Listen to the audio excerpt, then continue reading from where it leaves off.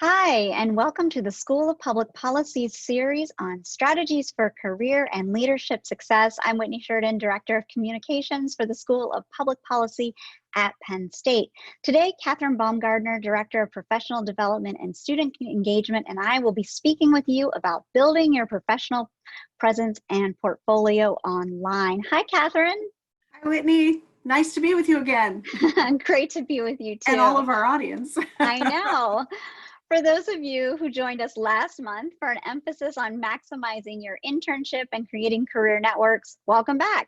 And for those of you who are new, we welcome you and hope that you will join us again. The recording for last month's session on maximizing your internship and career networks can be found on our website, publicpolicy.psu.edu. Just look for the spotlight feature on our homepage.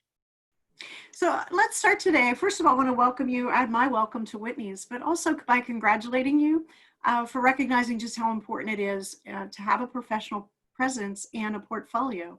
In today's connected world, a resume is just simply not enough to stand out.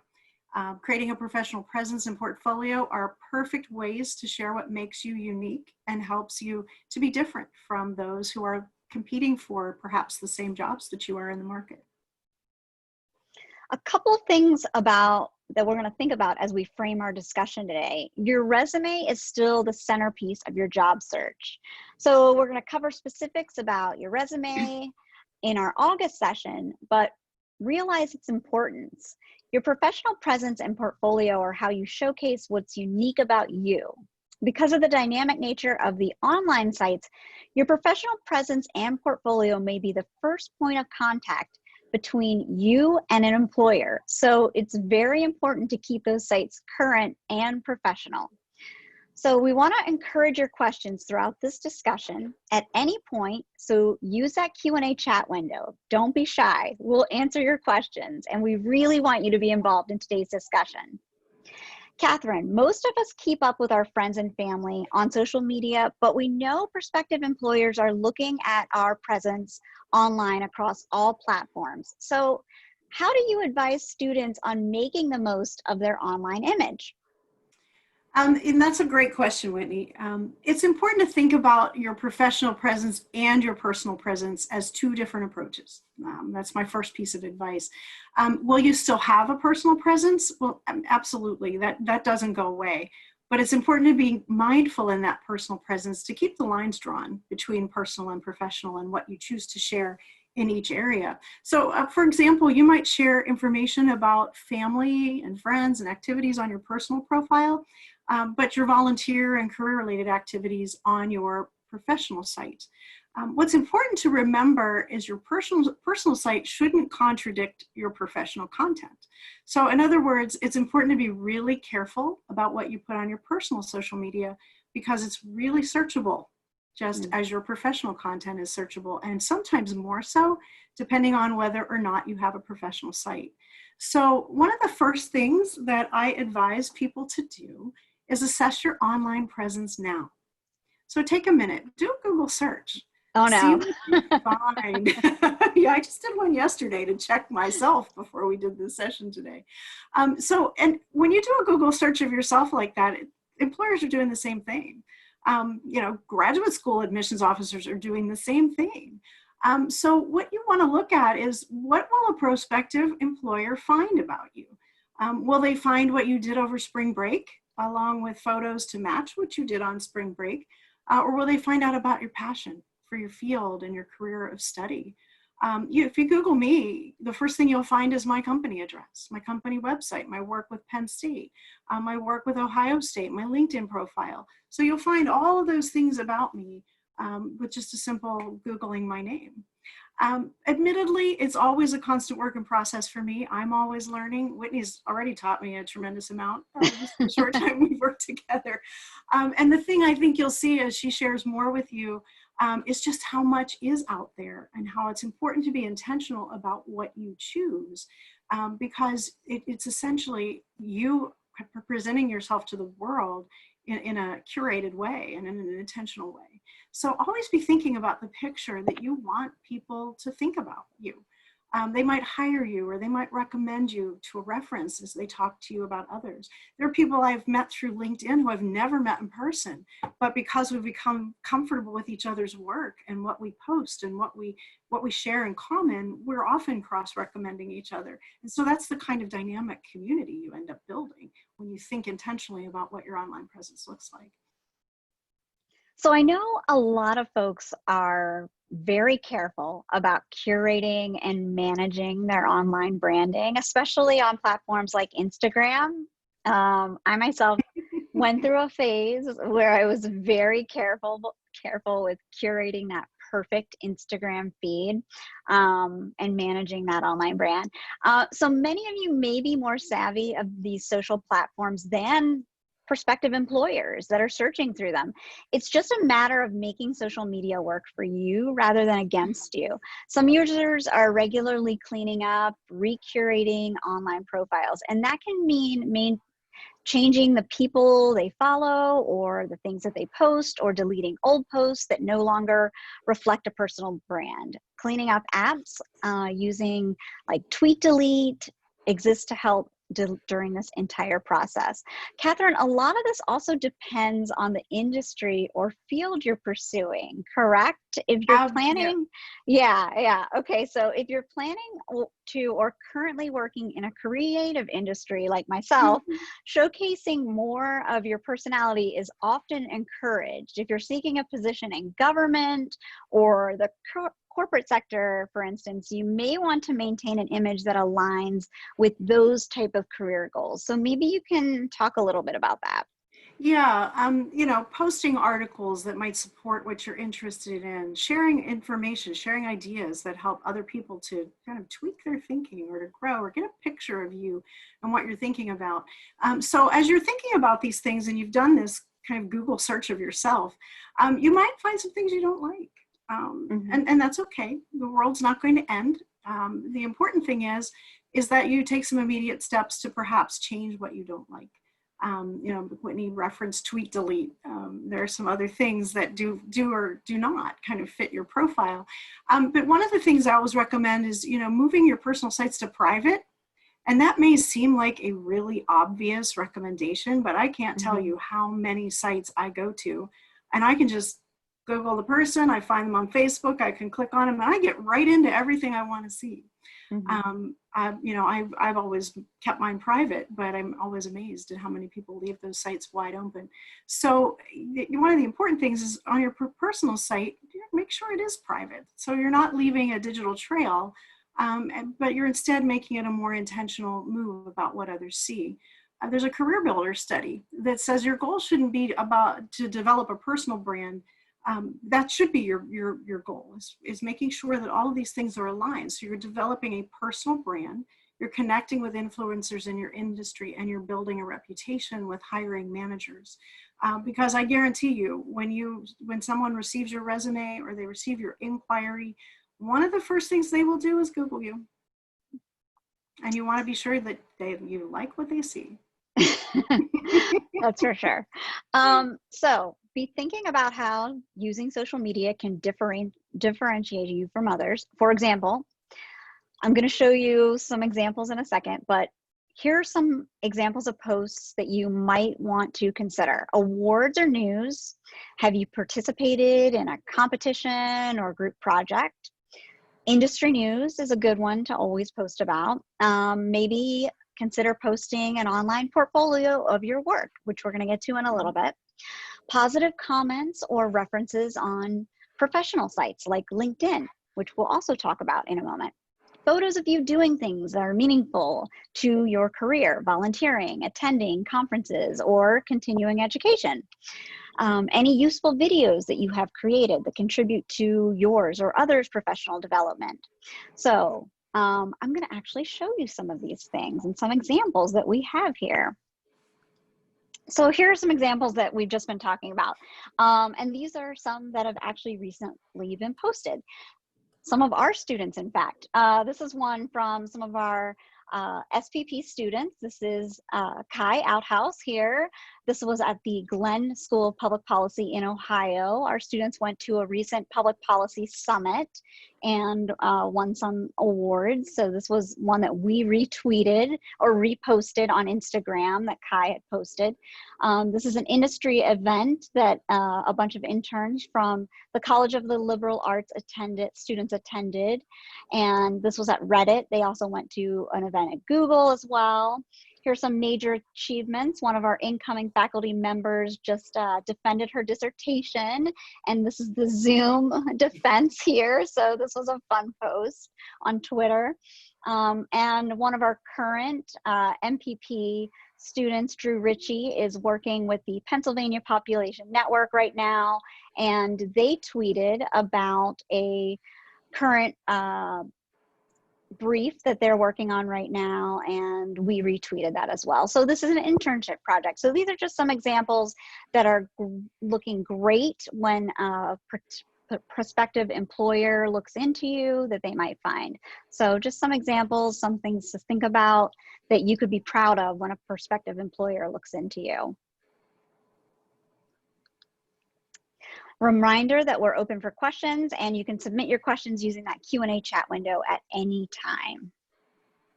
So Whitney, I love the examples that you pulled together, and it's just a few of the many.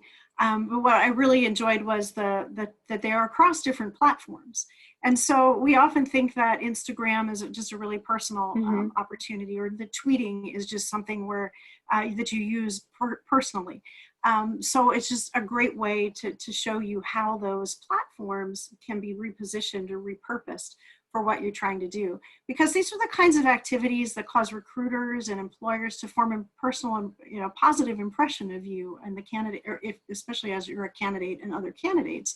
And then that supports your effort to make a positive impact on you and your organization. So you see that some of these tweets were personal, or some of these posts were also professional about activities that they were participating in.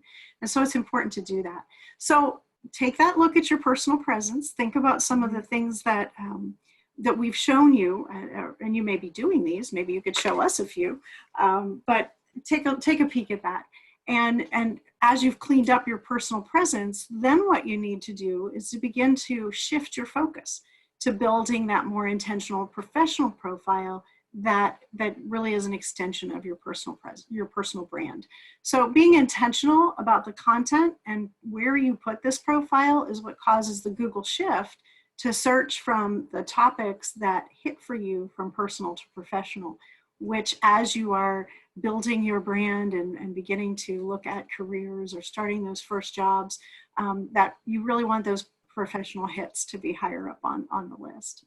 Exactly. And we are just now getting some questions here in the Q&A chat.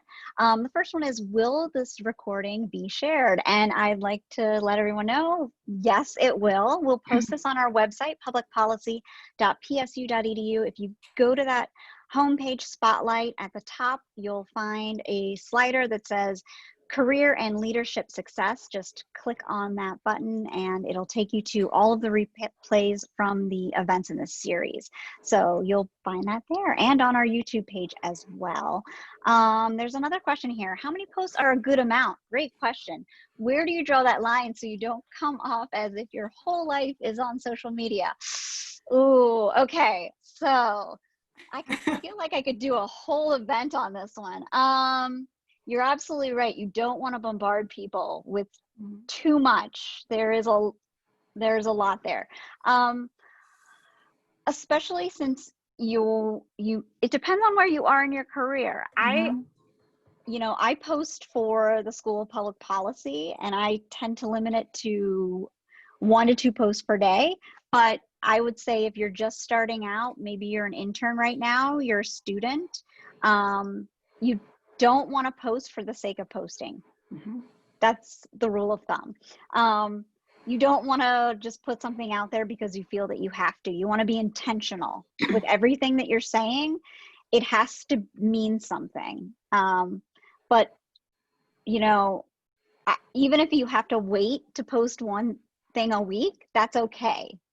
It shouldn't just be something because you have to say something. It has to mean something, and it has to align with your goals, with your professional goals. Don't just make something up. Yeah. Excellent advice, Whitney. It's really not about a number. it has to be, yeah, giving meaningful content, because if and all it you're has to doing be, is just posting, people just tune you out when they see it come through. yes, But if you're posting things that are meaningful or build on yeah, knowledge or hmm are of interest, then you'll get a lot more reach yeah. back, and people start to look for what you post hmm As instead of and as running you for know, cover. right, and as everyone knows right now, it's all about authenticity. Mhm. Right now, you know, the whole world is trying to be more authentic and very intentional, and that's Yeah. what we want to be, and that's what we want to see. We don't want to see anybody being fake here, and your future employers want to know what they're getting when they hire you. So be upfront with them, show them who you really are. Not, I don't mean that. Think about your friends on Instagram that post pictures of everything they eat, Not everything. every meal. Be, And I'm sure you're rolling your yes. eyes, because No, no, I no, no, roll no, my no, eyes no. when my Be friends do that. authentic, be your best, be the best version of yourself that aligns with your professional goals. That's what I'm saying. So I hope that answers that question. And also another thing to say is that be intentional about when you post and where you're posting. And we'll get to that in just a minute about different platforms, because there is a way to post on different platforms and what you post. You can post the same topical content, but in different ways. So there are ways to do this, and there are ways to be strategic about it. And we could even do a whole nother webinar about that. But I hope that answers that question. The most important thing is to be yourself and to be authentic. And that's what a prospective employer wants out of their employee. And I think that's the best kind of employee that you could be for them. So we also have one here that says, say you completed a college course report that you really are proud of and would like to share as an accomplishment. Would it be appropriate to post the report on LinkedIn? I think it would be appropriate to post not the full report, but maybe the title of the report, and say that you're really excited about this report and why you were excited about it. I wouldn't post the whole report, because myself, I would be concerned about someone else utilizing that because it's available to everyone. But I would maybe post why you're proud of it, what it meant to you. A prospective employer would see that this is a topic that you're interested in as a content, from a content standpoint, and also that you're very enthusiastic about writing about the topic and about your studies, about your academic achievements. That's what's most important there, not reading the full report. If they really are interested in reading the full report, they'll reach out to you, and that will be the most value that you'll get out of that post. So find a really exciting headline for it, and then maybe a little tease about it, and that'll be a great post. Yeah, I agree with you totally on that one, Whitney. So let's talk about where you should build that online profile. So this is where there's a lot here. I mean, LinkedIn is an obvious one, and we just mentioned that. So Catherine, LinkedIn. Yep, LinkedIn. If nothing else, be sure you have a LinkedIn account. And I can't tell you how many students I talk to who still don't have a LinkedIn account. So yes, definitely have a LinkedIn account. If you don't have one, showing you right now. set it up yesterday. If you don't have that site, set it up right away. It's a site that you use to build and manage your career network. That's one you want to keep very dynamic, keep your profile updated, be sure your employment history is updated, your education, skills, example projects you've worked on. And because every time you do one of those updates in LinkedIn, they tell your network. So that's without you necessarily having to post something. LinkedIn tells other people for you. So you don't look like a serial tweeter, or you don't look like someone who's always on social media. That's LinkedIn a great point. So it's a great place to engage with other users, spend time growing your networks. LinkedIn, much like Facebook, will make suggestions to you for other people that are maybe in your industry or who are in networks that you're also part of. And so just spending some time growing your network is really important, because the more connections you have, the greater visibility you have. Yes, Catherine, let me ask a question about networks here that I'm Uh-huh. sure a lot of people have, because you and I both have a lot of connections on LinkedIn. um, but I think a lot of people, my husband included, have asked me this question many times. When you're making these connections, do you need to have made a personal connection with this person? And I would say no, because a lot of times I'll have been introduced to somebody through an email exchange, or in a meeting and via Zoom, or just met them through an acquaintance, something like that. It's not that I've had an interview with them, or I've had a face-to-face meeting with them, or something like that. So maybe you want to talk a little bit about that more, because building these networks is extremely important. And as you build your network, I always encourage people to, again, be intentional and think back to what professional profile you want to have out there in the world. And so my answer to your question is, it really depends. There are people that I have in my network who I've never met personally, but share an interest of mine, and also maybe in a network of someone else I know and have respect for. Exactly. I will get, because I'm in healthcare, as a primary focus area, I get a lot of requests for being in my LinkedIn network. And so if I don't know the person, the first thing I do is I look to see, okay, who else is connected to this person that I might know and I might respect. And then if I can't find that connection, my next level is, what industry are in and why might they want to be part of my network? Because the thing about building a network is you also want to protect your network. And so because I'm in healthcare and I have networks with a lot of healthcare leaders and physicians and other things, I get a lot of real estate agents and financial planners who want to be part of my network.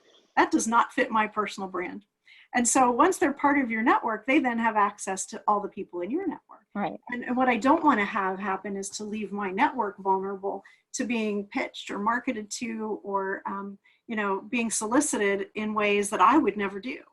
And so I really go through a multi-part process. So for example, so I look at those things. If a Penn State alum connects me, oftentimes regardless of what they do, I'll give that one a little extra consideration, because they're a Penn State alum. So we have that shared experience. But it's also fair game for you when you're out looking. You might look at the School of Public Policy, or you may look at the college you're in, and you might find other alums who might have graduated.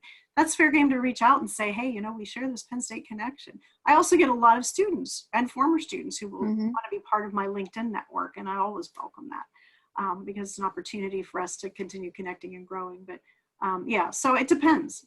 But it's important to have filters on what you choose to say yes to or no to.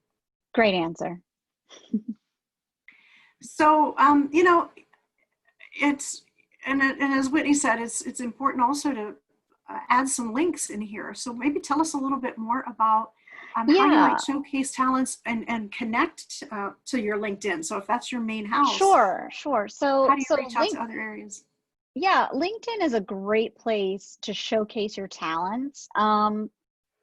We have on the slide here, you can write articles. You can repost things that are of interest to you. You can add your resume here. One of the things that I feel is necessary is to have a great personal statement here. And also it's a great place if you have work to showcase, to add things like, for myself as a video producer, I have several links to videos. I have some graphics here as samples of my work. It's another place to have an online portfolio. So LinkedIn also serves as a place for prospective employers it's one of the first stops that they look to take a look at your work. So if nothing else, a great LinkedIn profile serves you tremendously. One of the other parts of the LinkedIn profile I really like is the opportunity for people to recommend you for certain skills. That's a great point. on your work as well. So again, Yes. it's sort of the gold standard. So LinkedIn is oftentimes the first place people go. And it's really what I also like LinkedIn for is it's a great place to keep your professional contacts, because there's not everybody in your professional network that you want on your Facebook page. And so I have those same thoughts. Well, gee, would I rather have this person on the professional side of my life, or do I want them in the personal side of my life? And so LinkedIn is a wonderful, wonderful place to put people who you're just not sure. Yeah. We have a question here. Can I give a link to my YouTube channel? Absolutely. If you are a video producer like myself, I have my YouTube channel as well as my Vimeo link on there, and my personal webpage as well. Here's another one. Would you recommend uploading, attaching my resume? Yes, absolutely, which both of us, I think, have on ours as well. So great questions. Yeah, think of it as your kind of professional home, and then link accordingly. Yeah, I mean, I can't say enough about using LinkedIn. I think you can directly apply to jobs. I think employers go there first. So if you're doing nothing else, I would say first stop LinkedIn. Yeah. Yeah. And then, you know, I will say, once you set it up though, make sure you keep it current. Right. We were before we started this at 11:30, we were both talking about keeping things current. So yes, definitely keeping things current is very important. Managing your own brand is managing your own brand. That's exactly true. Yeah.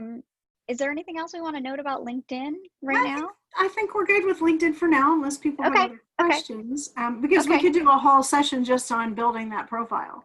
We could. Which is not the topic for today, but it's it's one we could do. Yeah. So there are other ones though. I want to make sure we talk about Twitter. Twitter is one of those platforms that can very effectively be used to establish yourself as a person with an educated opinion. And we were joking about that before as we were prepping for the session today too, because I confessed to Whitney, I'm still not a great tweeter. I still struggle with 140 characters, and I'm not always sure what to hashtag.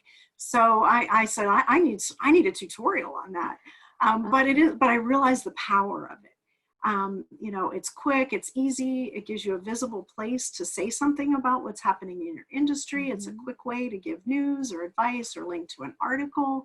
You can retweet, as Whitney showed you in her examples, from industry leaders.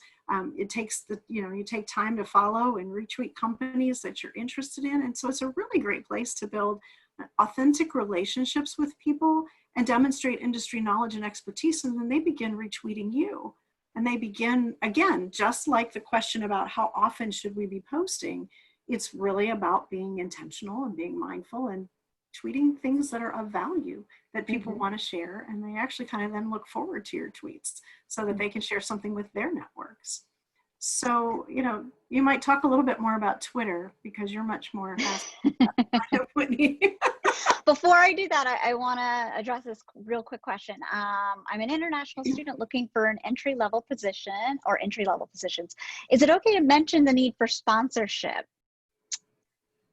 Catherine, I'm gonna throw that one to you. I would say maybe not in the beginning. I don't know. What do you think?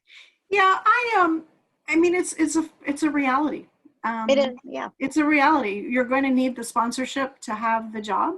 And so I think companies that are looking at international students aren't naive to that.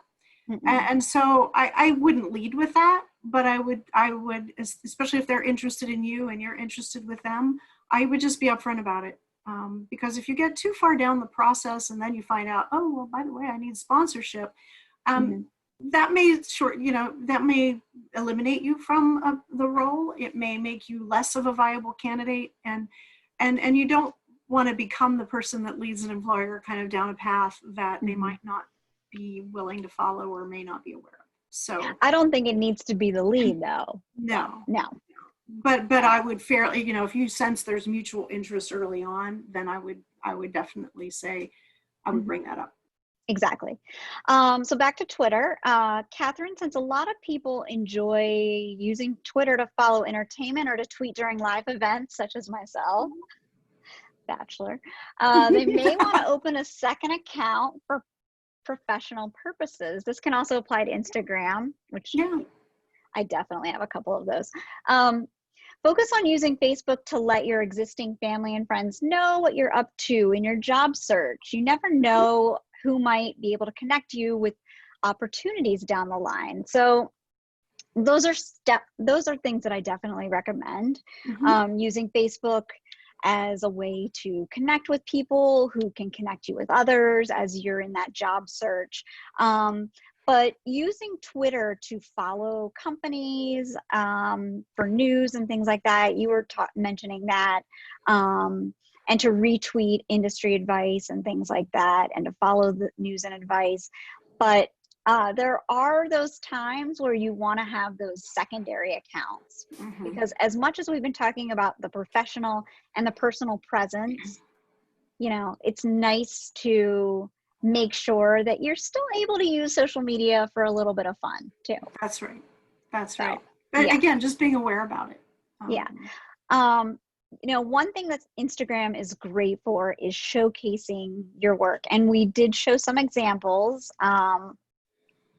One of the ways to do that is making sure you showcase your work that aligns with prospective employers' values. And you can do that by making sure to follow prospective employers' Instagram accounts and their Twitter accounts as well. So this is a place to scout businesses to see how they use social media. Be sure to follow and like their posts.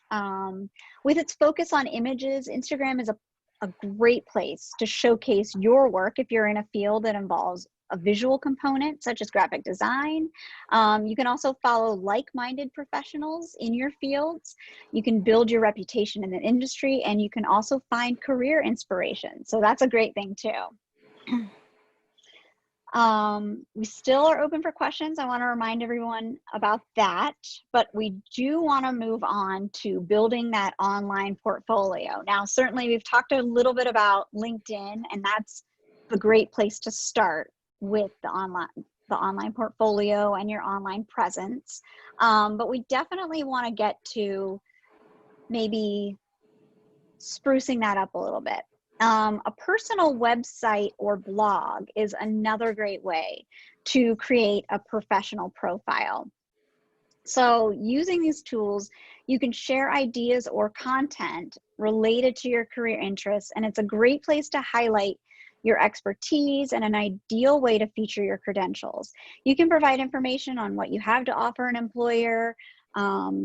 You can link to your online social profiles, share your contact details and networking contacts. The beauty of a personal website or blog is that you have free reign about how you want to appear to your external viewers. So some web hosting sites include WordPress, Squarespace, Weebly, Wix. Those are some examples of web hosting service that offer pretty easy to use templates. LinkedIn and Vimeo for video profiles, or Vimeo for video profiles, and YouTube, of course. Adobe Portfolio is a great one for photo, but they also have PDFs, ability for files that can be assembled into integrated PDF units, and that can include text documents, email messages, spreadsheets, CAD drawings, PowerPoints, things like that. You do need to have a Creative Cloud account. So if you're getting ready to graduate and you might be missing that Creative Cloud access, you might want to wait on that. My recommendation would be to stick with a website. So that's kind of enduring and it heads to the top of that Google search. So let me show you an example of that. I'm going to get a little bit self-promotional here. This is some of my stuff. Just because this has always worked for me, I use WordPress, and I have links to my resume, widgets that highlight social media, posts, including the ones that I do for the School of Public Policy, as well as personal posts on Instagram and Twitter. And I also have a portfolio page, which highlights video, graphic design, news stories, and things like that. So, this is just a very basic way. And then there's also, I'm on Vimeo as well, and I have a YouTube page. So there are lots of ways to have an online portfolio, but there are some things that you definitely want to consider. And Catherine and I were talking about this before. Things to consider include your URL. You definitely want to have a professional URL. So mine is myname.com. Mine is myname.com. Right. Catherine's is as well. You want it to be easy to remember, and you want to make it so that it's not embarrassing when you put it at the top of at the top of your resume or your LinkedIn profile. Also, make sure you're using a professional email address that you use consistently across anything that an employer might see. So if you're on Gmail, if you're on Apple Mail, if you're on, well, I'm using Penn State, but I don't use, that's only for my work. Whatever you're using, make sure you're being consistent about it, and make sure you're intentional. Not a lot of us are using Hotmail these days, but, figure out what you want to use and be consistent. So yeah, those are some best practices for that. So Catherine, what are some other things to consider about your professional profile? Yeah, I know we've talked about a lot of different things today, and it can be dizzying. So we thought it'd be really helpful to just sort of encapsulate what are some of the key things to remember. So the first thing, and you saw this across all of the different platforms, and because we shared so many, it doesn't mean you have to have a presence in all of them. That's a great point. Maybe LinkedIn is what you want to focus on right now. And if you're going to only focus on one and you only have time for one, LinkedIn is what I would recommend. But regardless of your platform, the About Me statement, so it is, I think, one of the most important areas, because it's what people learn about you first. And think of it as like an elevator speech. It's very short. It's what you can say in 30 seconds, or what people are willing to spend 30 seconds to read. So it might simply, if you're thinking about maybe a student in public policy, saying, I'm a junior at Penn State. I'm passionate about how policy can make a difference in how we manage public health, especially during a pandemic. So everybody understands that you've hooked somebody because you're talking about policy and pandemic. My coursework and internships have helped me to see how to develop and implement a meaningful policy. Develop and implement are action words, and you want people to think that you're not just thinking about things, you actually do something about them.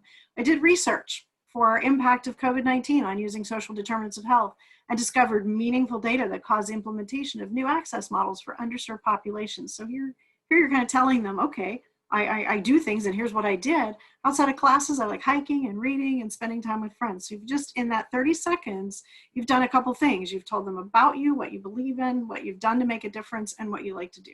You've kind of given them a personal look. So About Me is really important. Spend some time thinking about that. I agree. And I like those action words. That's great advice.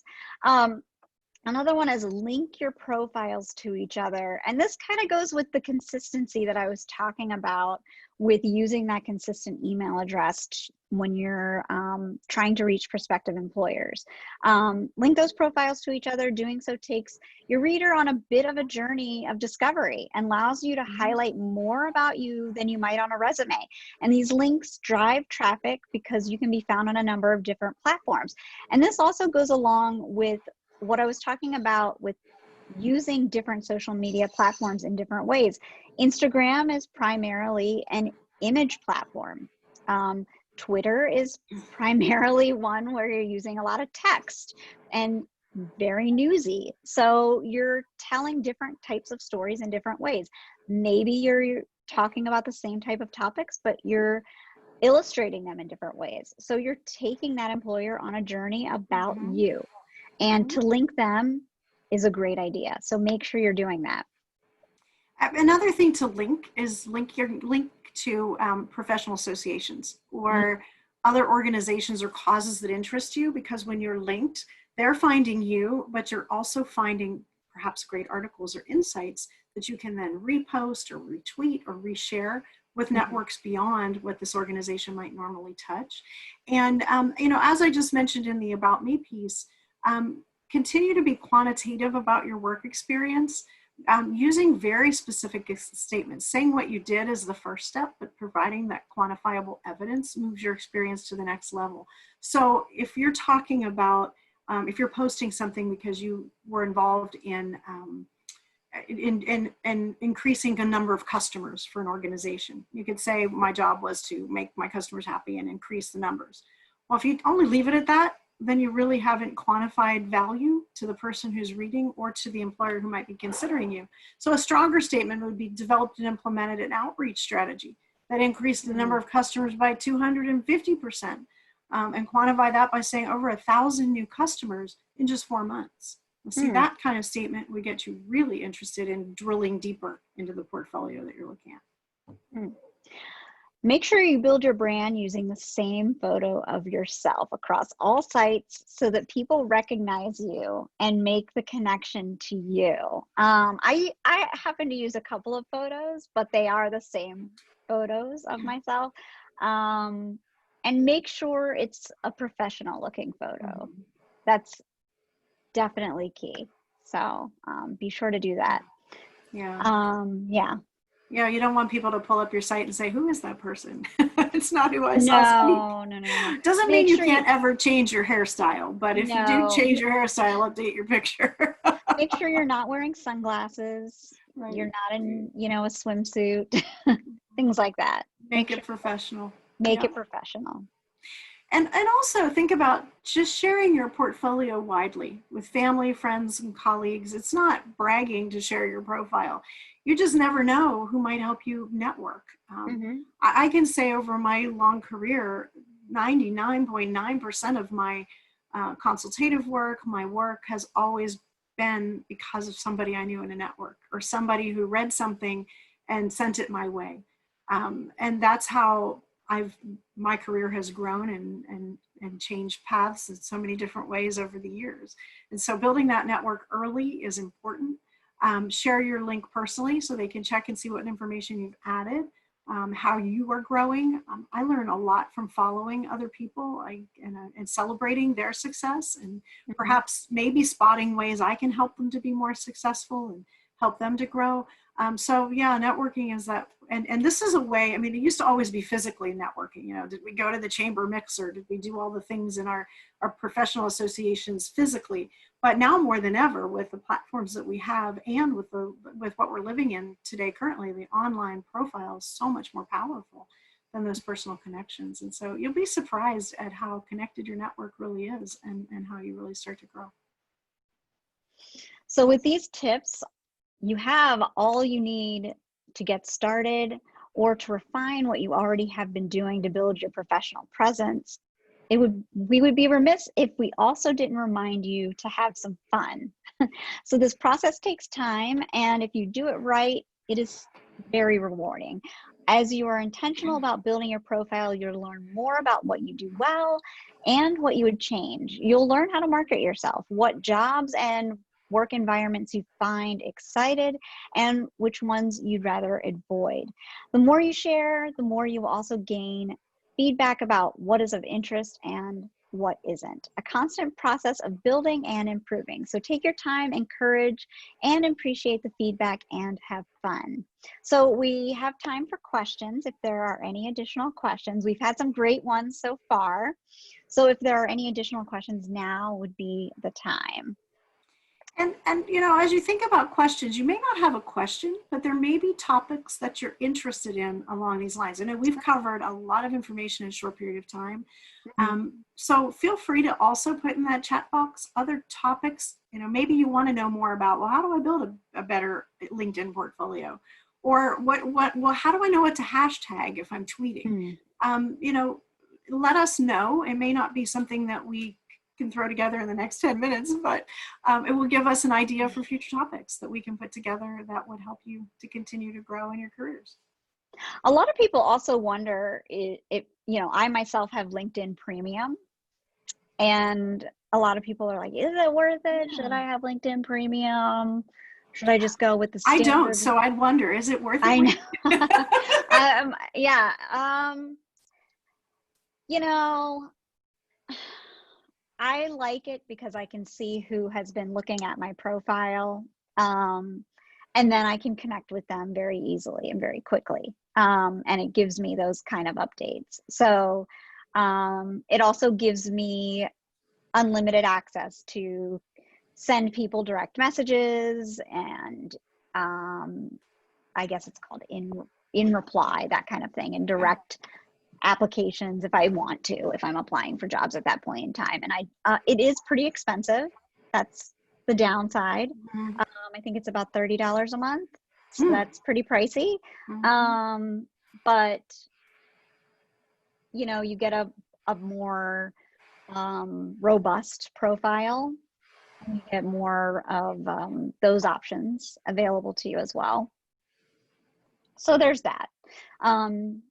Yeah, you can see more when you are looking at jobs, you can see more statistics on it as far as who's applying and the salary information and about how you compare to applicants. So especially for someone who's just getting out there into on it starting out in their career, it's a nice feature, and you can do it for maybe a month or two as you're starting out, and that might be helpful to see what other schools people are applying from, where they are in their careers, maybe what position, because it'll tell you, you know, 9 people in these types of positions, managerial positions, entry level positions, also applied for this job.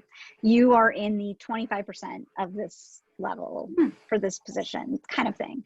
So it's very helpful. Oh, I often get the try the premium for free option, which I haven't done yet because I haven't had time. I would try it and see if you like it. I have to try it. Here's a question. From recollection, PSU also has quite a bit for reports and other favorite accomplishments on the PSU profile page. I believe PSU blogs might also be available to see by public. This might be useful, at least while on a PSU as a student. Oh, that's a great point. Mm-hmm. So definitely try that. It would be helpful if you showed us how to do an online portfolio / website. Oh, that's a great idea. This is like a great challenge. Let's do it. Oh, thanks, Marisol. Yeah, maybe we could do that for September. September. We have an August topic, Mm-hmm. but we don't have a September one yet. No. Okay, Marisol, I like it. Thank you. Yeah. Yeah, online portfolios I think are very helpful no matter what field of study you're in. Mm-hmm. Because if you're in public policy, if you're in business, there's always something that you can show and that an employer would want to see. So, and it can become the basis for a website at some point as well. Yeah, definitely.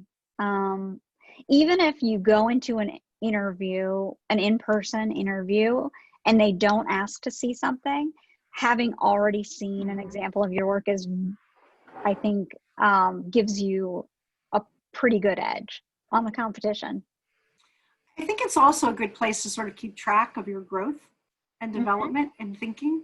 And you can really kind of monitor how you're growing and how you're shifting and changing. And it's a great companion piece to that resume that we talked about. Yeah, I agree. We're talking about more next month. Yeah, so why don't we talk a little bit about that? So next month we will be talking about the resume and the interview, right? We will. Because we position that one deliberately for August because it's the beginning of the school year. And we will, it's at that point in time when you're thinking about looking for internships and beginning that process for finding the job when you graduate or finding a job while you're still a student. And so looking at ideas for how you can fine tune the resume, what are some of the key tips, what are some of we'll also debunk some myths about resumes. You know, should you have an objective statement? Does it really have to only be one page? And if it's only one page, what are some formatting recommendations? What are some key languages and phrases that you should use within the resume that get the attention of the person looking at it? As somebody who's done a lot of recruitment through the years, when you have a lot of resumes to scroll through, whether online or on paper, there are certain things you look for. And the closer your resume and or your cover letter match what the job description and the skills and abilities within the job description, the closer you come to actually being looked at. Because the resume and the cover letter are the things that they're not what get you the job. What they do is get your foot in the door. They have the reviewer say, I want to peek over the fence and I want to look a little bit more deeply. And then that's when you have the opportunity to make the connection. So I'm gonna have a lot here because I know a lot of people are under the impression that they can reuse cover letters or use them as a template. Some people don't think they do address them to whom it may concern a lot. No. No. Things like that. The cover letter is, and also I've read a lot of articles that say, you don't really need a cover letter, which I do not think is the case. Yeah. We sit on a lot of hiring committees, and I can tell you a lot of times if I don't see a cover letter, I don't feel that the candidate's very serious. So there's a lot to talk about here. Yeah. It's really, again, about, you're building an online portfolio that's intentional, and you're doing the same thing with your resume and your cover letter when you apply for a job. You don't want to leave the person who's reviewing, you don't want to leave them open to interpret what you put in front of them. You want to just be very clear about the message that you want to send and the image and the story you want to project. Exactly. You're telling a story about you, why you want this position. Yep. So we'll have a lot about that next month. So we will. It looks like we don't have any more questions. So we want to thank everyone for participating, for being here, and for asking some great questions this time. We hope you'll join us on Wednesday, August 19th at 11:30 when we talk about writing cover letters and interviewing. You can watch past events from this and other series from the School of Public Policy at publicpolicy.psu.edu. I'm Whitney Sheridan with Catherine Baumgardner. For all of us with the School of Public Policy, thanks so much for watching and have a great day. Thanks, Catherine. Thanks, Whitney. Thanks, everyone.